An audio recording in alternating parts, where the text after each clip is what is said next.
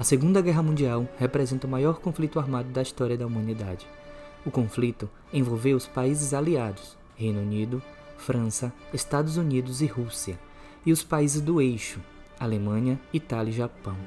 Numa perspectiva histórica, entender a Segunda Guerra Mundial nos leva a um resgate do que representou o fim da Primeira Guerra para os países derrotados. Com as consequências impostas pelo Tratado de Versalhes, a Alemanha não se conformava com a humilhação e derrota no conflito. Esses fatores resultaram em uma grave crise política, social e econômica.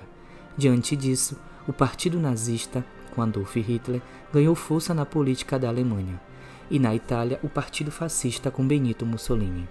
Durante o período de guerra, o Brasil atravessava o chamado Estado Novo, 1937 a 1945, onde esteve sob a liderança do presidente Getúlio Vargas, que, para manter seu regime, buscou alianças com o exército brasileiro.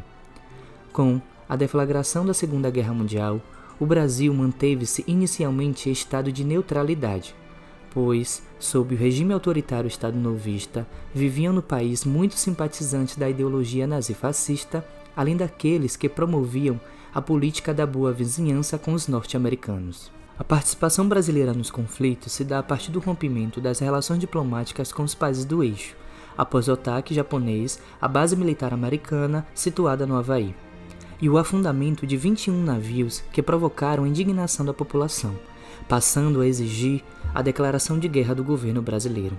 A campanha de conscientização da população contra os países do eixo e a favor dos aliados vinham sendo desenvolvidas também pela Liga de Defesa Nacional, pela União Nacional dos Estudantes, a UNE e outras entidades.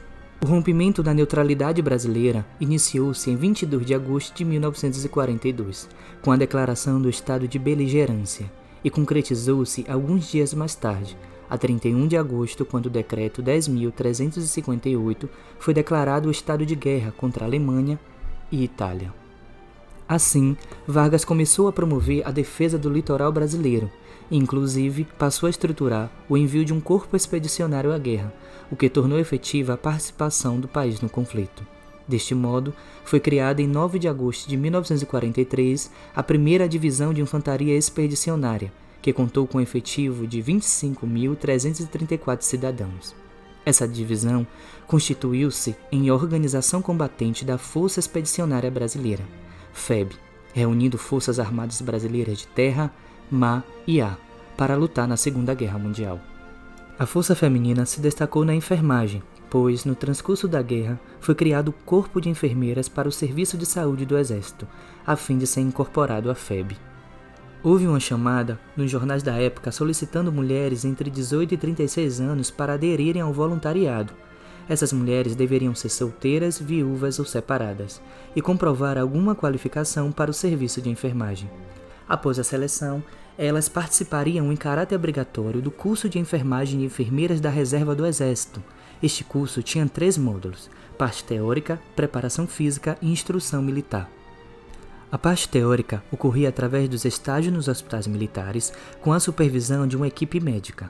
A preparação física era feita através da prática de marchas rastejantes, subidas em escadas, cabos, corridas com velocidade, golpes de defesa pessoal, levantamento e transporte de fardos e feridos. Alguns desafios foram enfrentados por essas enfermeiras, como o clima, localização dos hospitais, a barreira linguística, roupas inadequadas e os preconceitos. Essas enfermeiras, apesar dos desafios, estavam prontas para atender a qualquer momento. A mobilização das enfermeiras pelo Brasil serviu para esclarecer a metáfora da pátria-mãe. Nesse contexto, destaca-se a figura de Jandira Bessa Meirelles, ou como registrado em alguns documentos, o seu nome após casamento, Jandira Meirelles de Mendonça, uma baiana do Recôncavo que tem notória participação junto à FEB. Jandira Meirelles nasceu em 1912 e viveu na cidade de Cachoeira, às margens do rio Paraguaçu. Filha de um pequeno usineiro, se destacou pelas suas habilidades aquáticas, atravessando por vezes o grande rio a nado. Noivou com Renato Mendonça, mais tarde proeminente radialista de Salvador. Casou-se por procuração, pois apresentou-se como voluntária para a Força Expedicionária Brasileira e seguiu para o treinamento no Rio de Janeiro. Viajou para o Teatro de Operações da Itália, atuando no 7º Hospital de Campanha em Livorno, cumprindo notório zelo suas obrigações até o final do conflito. Somente então, no seu retorno, o casamento foi consumado. Não foi mãe biológica, mas criou sobrinhos e afilhados. Chegou ao posto de capitã, prestando serviços no Hospital Militar do Exército, na Ladeira dos Galés, em Salvador, nas operações de ação cívica e social, desenvolvidas no âmbito da 6ª Região Militar.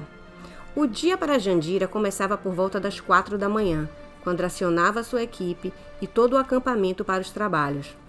Exercendo suas qualificações de enfermeira em um posto de saúde de Ilhéus, um dia estava na luta diária com os doentes, até que alguém adentra a sala dos curativos e conta que estava acontecendo um naufrágio. Ela desceu para a praia, lançou-se ao mar e não sabe quantas travessias fez até o navio, mas, de cada volta, significava uma vida salva. Jandira representa a história das mulheres na enfermagem, que mesmo enfrentando diversidades, superaram os desafios de sua época e exerceram o patriotismo e o cuidado ao próximo.